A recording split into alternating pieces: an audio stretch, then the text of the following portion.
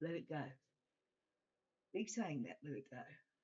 I've tried, but unfortunately, um, in my case, for instance, um, letting it go would be great, but there's other people that are affected by me letting it go who will never know the truth. And in this case, especially, the truth is important. The truth's important all the time. Um, Ever since I was born, I've told the truth. Nobody really liked it. I was brought up in the Generation X era where if you didn't see it, didn't happen, didn't see it, didn't happen, didn't happen. We'll just look away and pretend it didn't happen. And it was a era of cover-ups, I guess, um, and an era of um, uh, ignoring things or letting it go and just enduring putting up with it and so on. Well, I've done that. I have done that. I've come back quite well. I look very drawn at the moment. I haven't got my teeth in. You will find that I don't like wearing my teeth because they're very uncomfortable. So, hi, this is me. I'm Maggie. My name's Margaret Ruth. Um, and this story's about me. It's all about me. um, but it's not just about me. It's about what was done to me.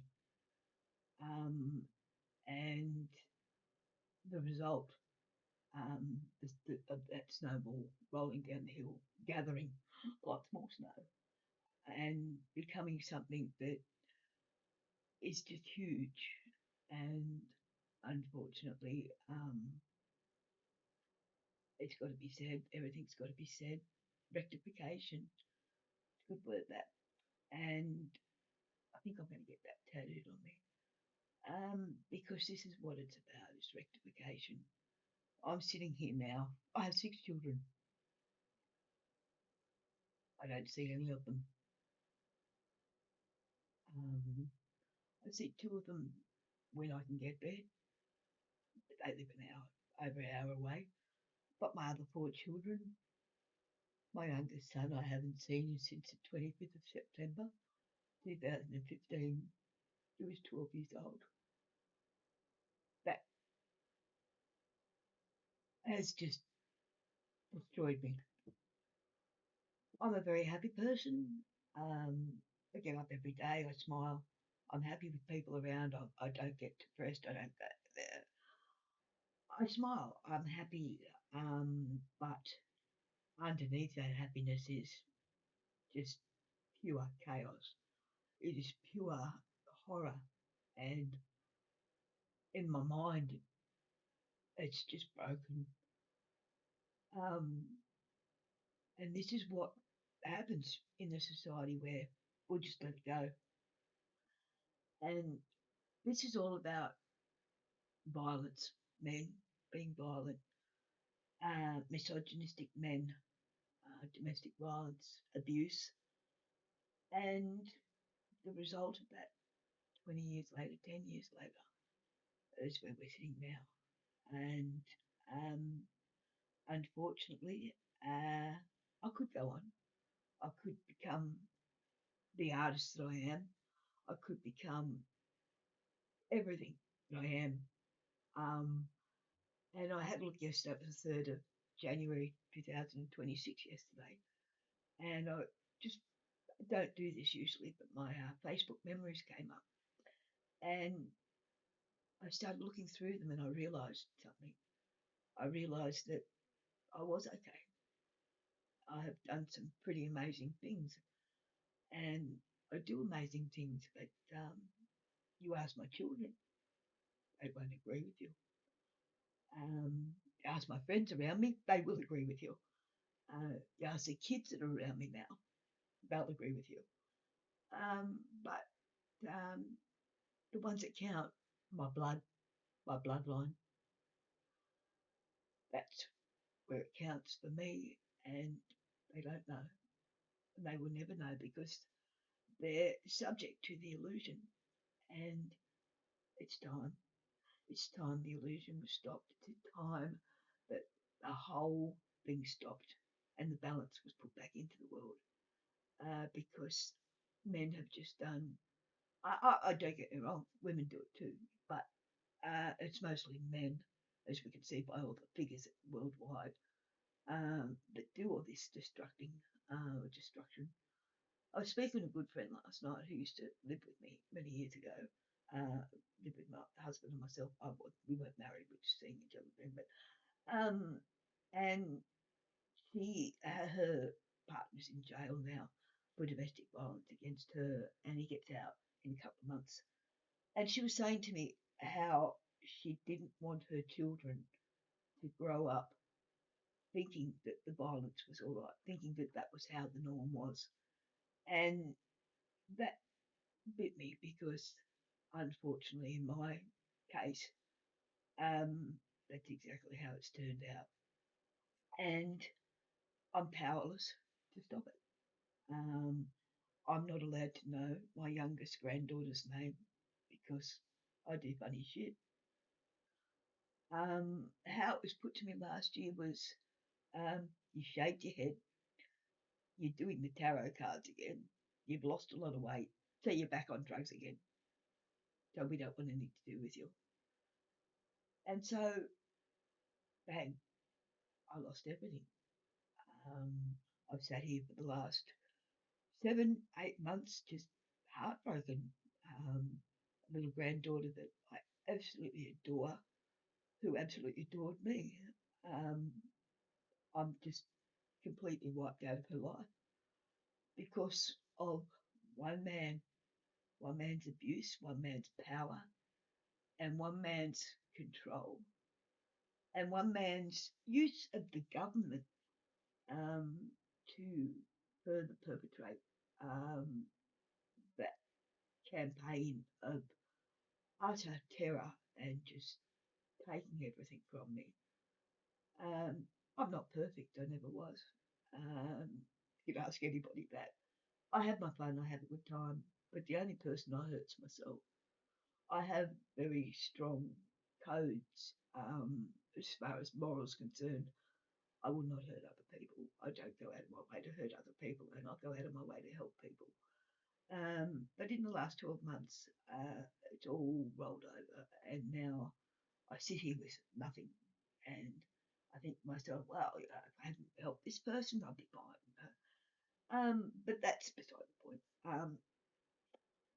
What this is about today is about a lifelong campaign of absolute horror from one man onto me, my children, and my family, using the family courts, using the state courts, using the Department of Child Safety, using Centrelink, using child support, using the court, every means he could to just leave me nothing, as nothing.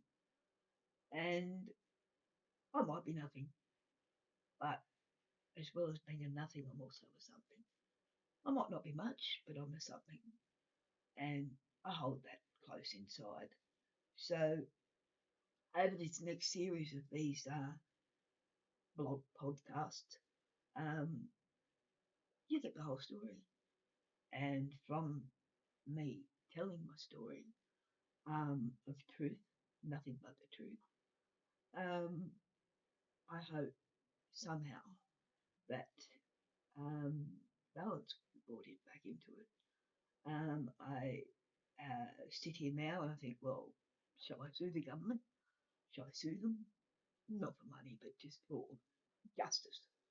Justice for what they've done to me, what they just carelessly did to one person in the name of another. So I'll explain from the start what this is all about. I have, as I said, 6 children. My eldest daughter, Crystal, she was born in 1987, and I broke up with her father in 1988. But we stayed friends. We were good mates still. And I got married in 1992 to my first husband, Keith, who I love dearly. And unfortunately, he was also a very violent man too. And um, as time went on, the violence got worse and worse and worse, and so I had to in the end leave him too. Um, right now, I have three children. So after I left him, I met my um, second husband, um, who this is all about. Hi, Glen, you're a cunt. And this is going to be all about you. And let's see how you come out at the end of this because this is truth. Um, Probably a cruel way to say it, but that's just the way it is. Here you're going to see how the actions, what actions these perpetrators can take, and what they can do to destroy a woman. My question is why. My question has always been why. Why is it that these men are all the same? They go to the same high school, obviously, because they must be trained the same way. They have the same methods, they have the same ways of doing it. And when I was talking to my friend last night about this, it was just like history repeating itself. And I had to tell her in the end, I said, you've got to get out there. Do not go back because he will kill you. And I'm still alive. That's pretty good. Bit smile. It is there because I'm still alive. I survived. I endured. But rather, I'm here. And just by that, I win every day. But in my heart, it's broken. There's nothing there. I find happiness when I see the moon rise. I find happiness when I look at my dogs, my cats, my chickens, my friends, the kids around me. That gives me happiness. But at the end of the day, there is still that huge hole of nothing that's never going to get any better unless it is rectified. And as much as I'd like to say, let it go, let it go, I can walk away and let it go, I can't. I can't for my grandchildren. I can't for my children because I don't care if they don't want to know the truth. It's going to be there anyway because I have just been shoved into a corner, pushed around, beaten, trodden on, destroyed by lies, illusions, deception. For so long, I've stood up every time. Every time I've been knocked down, I've stood back up. But sooner or later, it gets really hard to stand up. My father said to me recently, you look like you're 96 years old. And I thought to myself, if you've gone through what I've gone through, you wouldn't even be here, let alone looking like you're 96 years old. I am the only one left of my time, I guess, in that way. But anyway, so I met my second husband, and I didn't realise that I was walking into something that was far worse than physical violence. It was far worse than the fractured skulls that I'd got before. It was far worse than the all the broken noses, the black eyes, the broken hands, broken fingers, broken ribs, broken arms. Um, and that was the mental torment of somebody who is just verbally and psychologically abusive and just out to destroy you.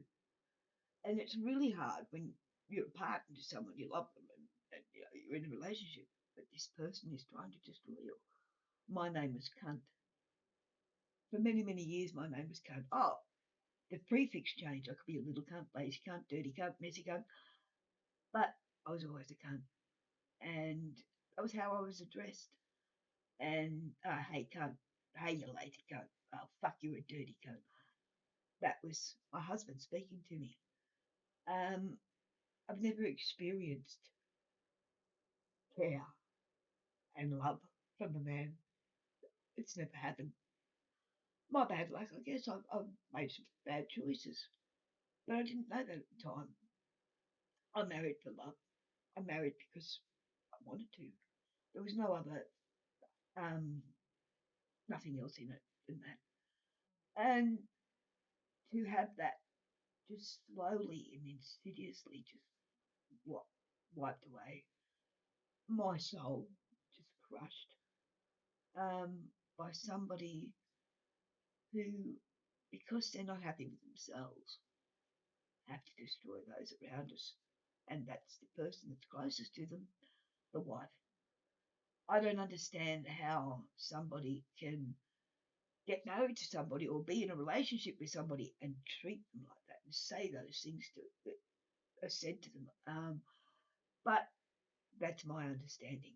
Um, I'm not inside that person. I don't know how they think. I don't know how they feel, or if they even feel at all, because I really don't think this man has a heart.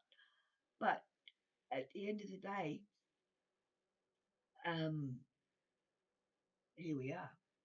And so when I met him, it was all good at first. Um, but I should have known it was in the first few weeks of me seeing him. And I remember sitting at the table in his mother and father's place, and his mother was sitting at the table, and she just meant to move something on the table. She just meant to move something, and her husband, Glen's father, went up her. He said, "Hey, bitch, put that back. Put that back where you fucking found it, cunt." And my mouth fell open because my dad never spoken to my mother like that. My grandparents never spoke to their spouses like that. It was never in my life until here this time. And I was shocked. I should have got up and walked out and never come back. If it was me now, I actually did that this year. Um, Somebody turned around and said to me, sorry, that was a mosquito. Somebody turned around and said to me, "Oh, I can see why your partner hit you. You deserved it." I walked out and went back. I wish I'd done this so many years ago, but I can't turn back time, unfortunately. So all I can do is rectify what I can and move on. Because once this is out, it doesn't matter if I don't get my grandchildren back. It doesn't matter if my children still detest me, despise me, or whatever. At least my soul's clear. At least I've got it out. At least I've rectified it. And that is what means everything to me. So, 10 years I was married to him, and we had three more children. I remember my youngest one, Kalia. I was pregnant with her, and he said, "You're not having another child. You're going to go and get this terminated. I'll book you in on the plane. You can go down to my mate down in New South Wales and you can get the abortion done, and we'll move on." And I found that was really against every bit of my fibre, moral, everything inside me, because I already had five children. What would one more that was already on the way be any trouble? It just didn't make sense. Why should I terminate that child of marriage, legal marriage?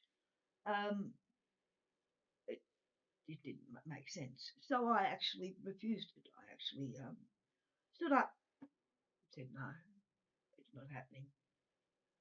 So got another three children to him. And this is where the story starts. But it doesn't end there. It goes through every single horror that you could have imagined. And I'm still here. That's good because I'm still here. But how tough it is to get up every morning when you know that it's just all wrecked. But you're never going to have your dreams. You're never going to have your wishes. You're never going to have the hopes. Um, that was the hardest thing for me. Um, and I'm love. I love, you know, and it's really, really hard to have to be married to hate. You got love and hate, and it was rather bizarre sort of for so long. And the term gaslighting didn't actually exist when it was happening to me. That was in the noughties. Um, Gaslighting actually only became a term probably 2013, 2014. But when it did, oh, it hit with a vengeance. It was always around, but it was never big like it was then. Oh, you've been gaslighted, oh, misogynistic man, oh, narcissistic.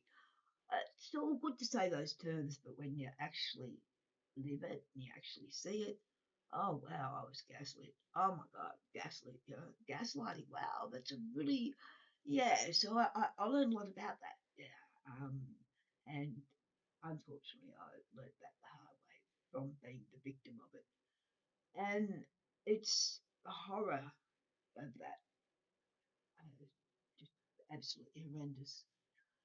Um, it, I'm not destroyed. I'm still here. I still do. I still create. I still love. I still care. But it's like it's a big pit there that just everything goes over because it's just empty there. There's nothing there. It's all locked up. It's all that pain is all locked up. FTP, not fuck the police. Well, fuck the police anyway, but feel the pain. I feel the pain every day. And I fight against that pain every day. And I look to find something that's going to brighten my day every day. Sometimes you can't. And I think that is why the rectification is the most important part of it. So this is for part one of the blog. It's I'm going to do about 21 minutes. It's 22 minutes on each one, and upload them to YouTube or wherever. And as I can expect, because I'm saying what I'm saying and telling the truth, oh no, you can't do that. So it will be destroyed. It'll be taken down, and I'll be attempted to be stopped, but unfortunately, this time I won't be stopped. This time it is coming out. It's all going to come out, and the whole truth, nothing but the truth. And you can all judge for yourself. The whole world can judge. The whole country can judge. And then I'll even take it to court and they can judge too, because I've got it all, and it's all there. It's not like I'm making things up. It's all evidenced. I've got all the evidence.